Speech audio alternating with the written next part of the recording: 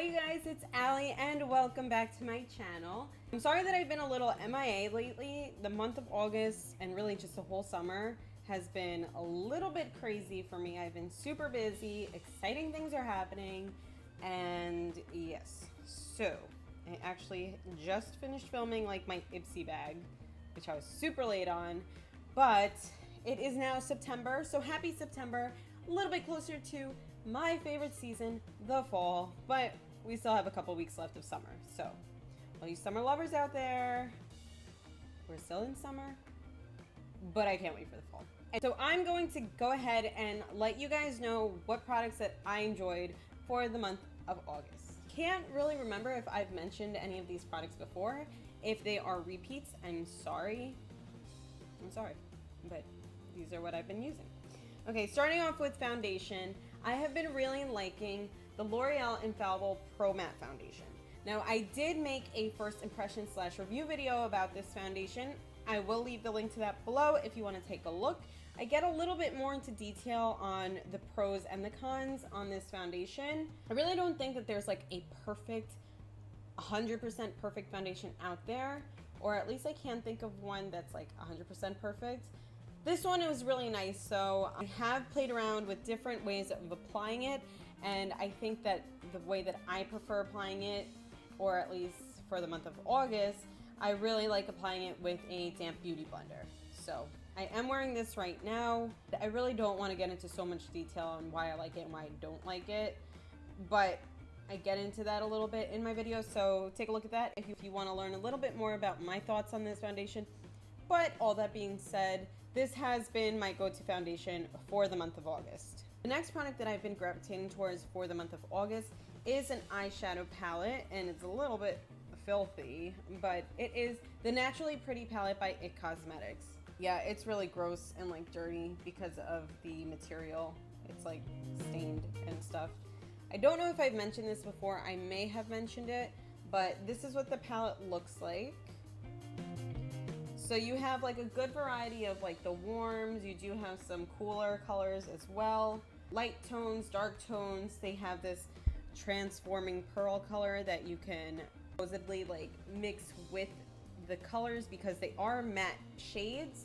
But if you mix it with the transforming pearl, it can become a little bit more shimmery, but not like sparkly. Truthfully, I really just like use everything on their own, and I use the transforming pearl as like a highlight. That's just me, but I have played around with it and like mixed it before. I don't know if it's just me, but sometimes I'm like applying it and I'm like, this doesn't look super pigmented. But then I finish and I step back and I'm actually really happy with how my eyes look. So I don't know. That could be just me. Let me know if you guys have this palette, if you feel the same way. So I don't know, I feel like it doesn't always look super pigmented, but the final result is always beautiful. You can definitely get a lot of looks with this palette. So yeah, I've been, like I said, really busy and like away. So this was the palette that I chose to bring with me and pretty much use like every day, just because there is a really nice variety. So that's my It Cosmetics. The next thing that I've been using, and I really truthfully have only used it a few times, like a handful of times, but I was super happy with when I used it, so I thought it's worth mentioning. Not Your Mother's Deja Voodoo Style Extender. This is supposed to be like a primer you use before you blow dry your hair. It's said to block humidity, repel dirt and oil, but it adds body and flexible holds. It also has conditioners for long-lasting frizz control and improved shine. It's weird because like it does repel dirt and stuff like that and oils, but it doesn't leave my hair dry, especially because my hair is dry. I did use that in my hair today before I blew it out, and the times that I did use this before a blowout, my blowout lasted like 5 days. And on the 5th day, I was like, you need to wash your hair. Even though it doesn't feel dirty, you gotta wash your hair. So do it. So for those of you who wash their hair every day, you might be like, ew, wash your hair. For those of you that wash their hair every day, you might hear that and you're like, ew, you're disgusting. But no, I shower, I just don't wash my hair every day. Get it? Okay. So anyway, this makes my blowouts last a really long time. I don't really get super oily or greasy, but I just found myself getting like 1 or 2 more days out of my blowout with this. Scent. Now, I like the fruity smells and stuff like that, but this is kind of like a weird scent. It's like, that's the only thing that I'm like not crazy about because it works really well. But you know what it smells like? Have you guys ever had, really weird and random, but like when you were little, did you ever have like a plastic toy or like a rubber toy that was supposed to be like scented? That's what it smells like. It smells like a cheap plastic berry scented toy or like fruit scented toy that just like, it smells like plastic and rubber and like berries in there. So it's like, oof, I don't know. It smells like a little floral too, but I can live with the scent because I don't know, once it's in your hair, it's like better, but like at first it's like, whew, that smells very artificial. So the scent I'm not crazy about. I can live with it, but I do like what it actually does to my hair. I'm trying my best to play around with different hair care products, not just like the Kerastase and the high-end products. And I'm sorry if that's like annoying to some people, but I am a professional hairdresser, so I do have access to these professional products. So it's easy for me to just kind of gravitate towards that. But I'm playing around. So this is by Not Your Mother's. I did buy this at Ulta, and I like it.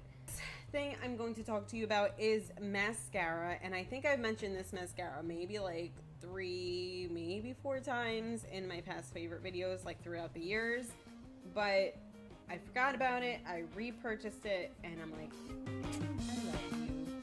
It's the Clump Crusher by CoverGirl. I do have that on my eyes right now, so if you can take a look, that's what I'm wearing. What I like about the Clump Crusher, and some people might not like it, but I love the wand.